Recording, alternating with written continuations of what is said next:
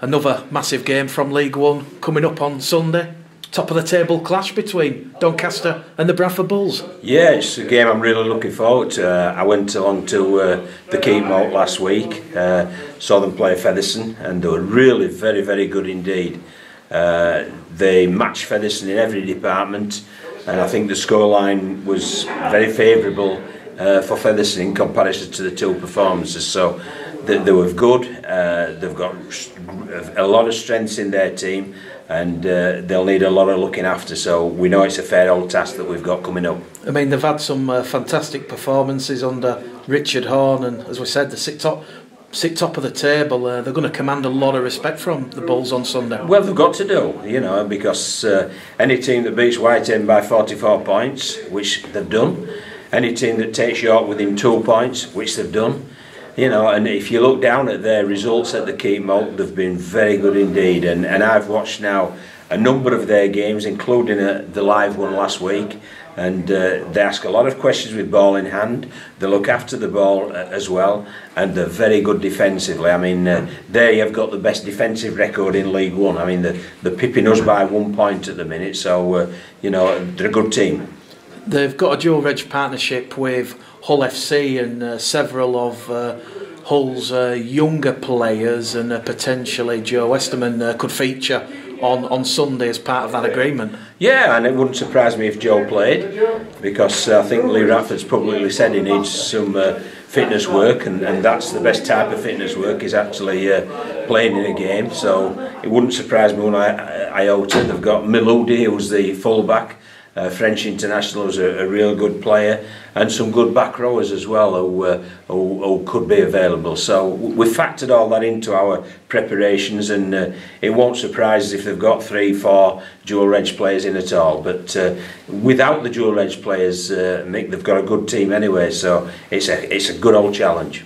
You coached Richard Horne at Hull when you were head coach. I mean, we all know what sort of a player he was, but do you think that he's doing well in his sort of like first coaching appointment? Definitely, yeah. Well, I mean, he's got a role, hasn't he? He's assistant first team coach at Hull, he's reserve team coach at Hull, and he's the Doncaster head coach. So he's certainly doing lots of work to improve his own coaching skills, and you can see a lot of how Hull play in how Doncaster play, and that's understandable. But Richard was always a clever player when he played, and he's taken that attitude of being a student of the game as a player into his coaching career. So yes, he's a very good coach now, and he will improve as a coach the more experience he gets. Have we got any team news ahead of Sunday's game? Yeah, we have. I mean, at the minute we're just keeping things very close to our chest, because we're hoping that one or two of our doubts become available, and we might well have, you know, a couple of returnees.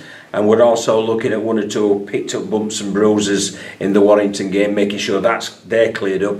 Because anybody who's got the slightest hindrance to his performance won't feature. So broken fingernail, they'll be out. So we'll make sure we've got 17 players who are 100% fit and very enthusiastic on Sunday afternoon. Just going back to that Warrington game, John, it must have been quite strange to be on the end of such a heavy score, but relatively pleased with the application and the performance. Yeah, I was delighted. I mean, when you think that Warrington had 41 sets with the ball, we had 29 sets with the ball, that's a lot of ball. They had more than us. And yes, they did score a number of tries, 10 tries.